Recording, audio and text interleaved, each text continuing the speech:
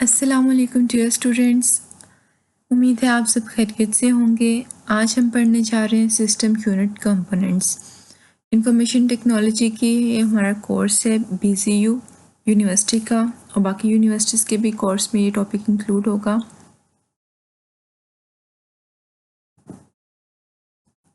System unit component आज के lecture में हम सीखेंगे सिस्टम यूनिट क्या होता है, मदरबोर्ड क्या होता है, CPU और मशीन साइकिल।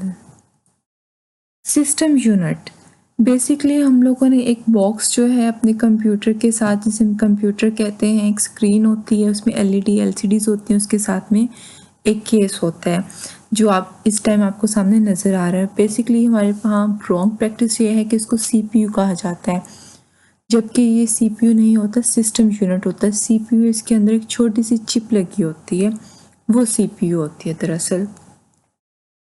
अब ये जो आपको इस वक्त स्क्रीन पे नज़र आ रहा है सिस्टम यूनिट है, इसमें जो भी कंप्यूटर के अंदर कंपोनेंट्स होते हैं वो इसके अंदर शामिल होते हैं। पढ़ लेते हैं इसे इन डिटेल। सिस्टम यूनिट क्या होता है? Part of computer that houses the primary devices that perform operations and produce result for complex calculations। यानी कि कंप्यूटर के अंदर जो भी कैलकुलेशंस होती हैं, सारे जो उसके प्रोसीजर्स हैं, ऑपरेशंस हैं, वो इस पार्ट के अंदर होते हैं। अच्छा, और वो ऑपरेशंस कौन सी डिवाइसेस करती हैं? मदरबोर्ड, CPU, रैम और बाकी कंपोनेंट्स हैं इनपुट आउटपुट के, वो सारे मिलके जो ऑपरेशंस करते हैं। उनमें से मदरबोर्ड, CPU, रैम और बाकी पेरिफेरल डिवाइसेस के कनेक्शन के लिए जो पोर्ट्स होती हैं वो सारी इसमें शामिल होती हैं, उनके लिए इंटरफेस जो है। This unit performs the majority of the function that a computer is required to do. यानी कि कंप्यूटर का जो मेजॉरिटी का फंक्शन होता है, सबसे ज़्यादा काम जो होता है वो यही पार्ट जो है कंप्यूटर का कर रहा होता है। The term system unit is generally used to differentiate between the computer itself and its peripheral devices. उन्होंने कहा कि सिस्टम यूनिट जो है, बेसिकली हम टर्म किस लिए यूज़ करते हैं कि सिस्टम यूनिट एक सेपरेट यूनिट है और बाकी सारी जो यूनिट है वो दूसरा यूनिट कौन सा? पेरिफेरल डिवाइसेस का, यानी कि इनपुट और आउटपुट डिवाइसेस का। और सिस्टम यूनिट में बाकी सारा एग्जीक्यूशन वगैरह वाले प्रोसेस जो हैं वो सारे उसमें हो रहे होते हैं। रैम उसमें होती है, रोम उसमें होती है, CPU जो कंप्यूटर का ब्रेन है वो इसमें होता है, मदरबोर्ड। अब ये आपको स्क्रीन पे नज़र आ रहा है, उससे आपको काफ़ी अच्छे से अंदाज़ा होगा कि जो सिस्टम यूनिट है वो देखने में कैसा होता है।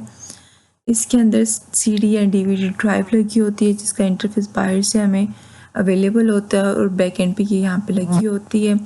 और हार्ड डिस्क इसके अंदर होती है, हार्ड डिस्क। और ये जो उसके बाद चिप है, फ़ैन होता है ताकि हीट जो है वो कम से कम प्रोड्यूस हो, पावर सप्लाई, वीडियो कार्ड्स जो हमें ग्राफिक्स डिस्प्ले होते हैं उनके लिए जो कार्ड्स होते हैं, sound card, modem card, extra cases और रिबन्स ये जो हार्ड ड्राइव को कनेक्ट कर रहे होते हैं उसके साथ हार्ड।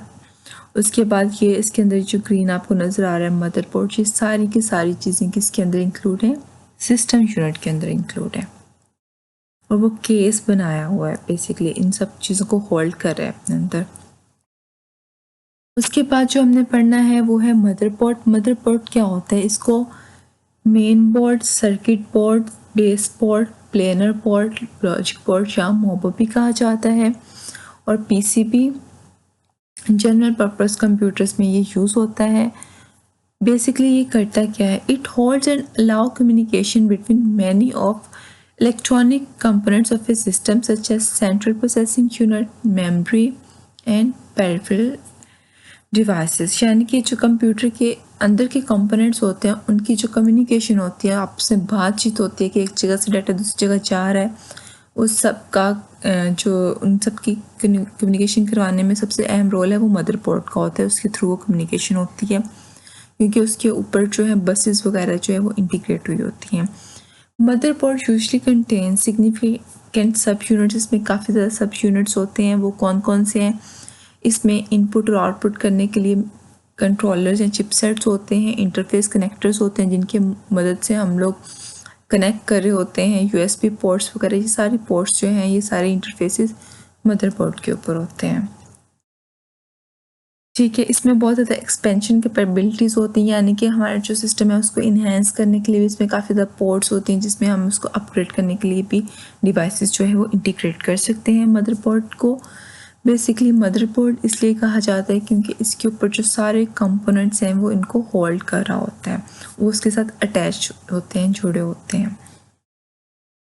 अच्छा जी, इनमें कौन कौन से कंपोनेंट शामिल हैं, यानी कि साउंड कार्ड है, वीडियो कार्ड है, नेटवर्क कार्ड है, हार्ड ड्राइव्स हैं। ये सारी की सारी जो है मदरबोर्ड के साथ कनेक्ट होती हैं और ये आपस में जुड़ी होती हैं के थ्रू। मदरबोर्ड, अब आपको जो स्क्रीन पे पिक्चर नज़र आ रही है वो मदरबोर्ड की है। इस पे आपने देखिए काफ़ी ज़्यादा इंटरफेसेस, काफ़ी ज़्यादा चीज़ें लगी हुई हैं जिनके थ्रू आप जो है इसमें अपने सिस्टम में चीज़ें जो हैं वो लगा सकते हैं।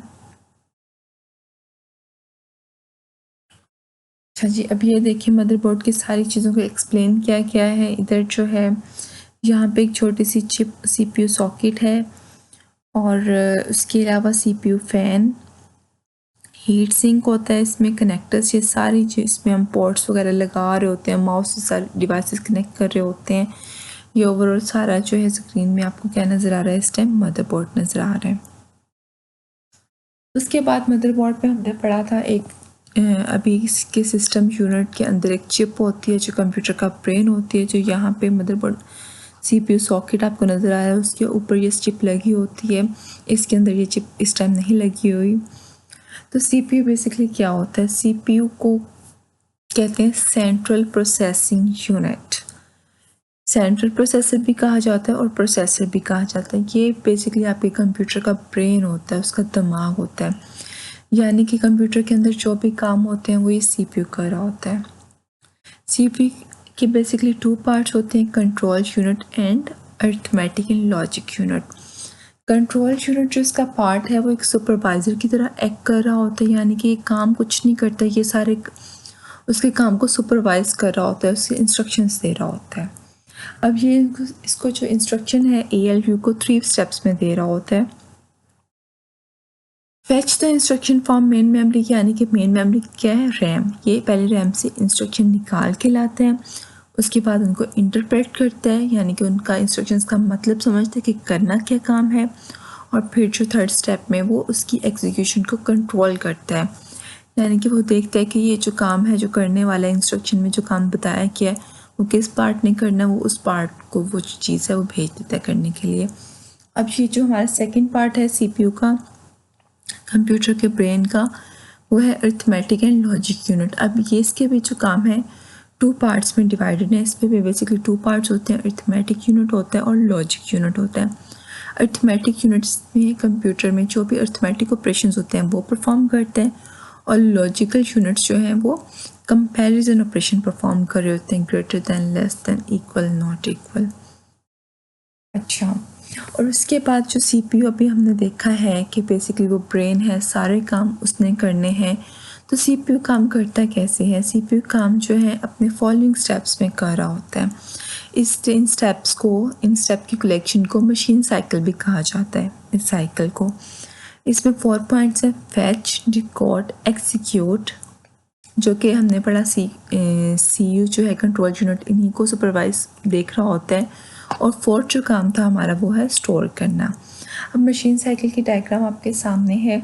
सबसे पहले रैम से इंस्ट्रक्शन फैच होती हैं, निकाल के लाई जाती हैं मेमोरी से, और फिर जो नंबर 2 स्टेप में उनको डिकोड किया जाता है। डिकोड करके पता चलता है कि कौन सा स्टेप है जो परफॉर्म करना है, और उसके बाद डिकोड करने के बाद अरिथमेटिक यूनिट को वो जो एग्जीक्यूट करने के लिए वो काम दे दिया जाता है, जिस पार्ट का भी है। अगर लॉजिक यूनिट का है तो लॉजिक यूनिट पर काम करता है, अगर अरिथमेटिक यूनिट का है तो अरिथमेटिक यूनिट पर काम करता है। जब वो काम हो जाता है, कमांड्स एग्जीक्यूट हो जाते हैं, उसके बाद आपके पास क्या आ जाता है, फाइनल रिजल्ट आ जाता है, और फिर उस रिजल्ट को मेमोरी में यानी कि रैम में स्टोर करवाया जाता है। तो स्टूडेंट्स, आज हमने सीखा है सिस्टम यूनिट क्या है। सिस्टम यूनिट एक केस है, उसके अंदर मदरबोर्ड होता है, उसके अंदर सीपीयू लगा होता है, सीपीयू कंप्यूटर का ब्रेन होता है, और वो सारा काम जो है स्टेप्स में कर रहा होता है, जिन स्टेप्स को जो मशीन साइकिल कहा जाता है। उम्मीद है स्टूडेंट्स आज का लेक्चर आपको समझ आ गया होगा। इसको अपनी बुक से भी रीड आउट करें, और जो भी पॉइंट क्लियर नहीं हुआ है वो आप पूछ सकते हैं। Thank you so much. अल्लाह हाफिज़।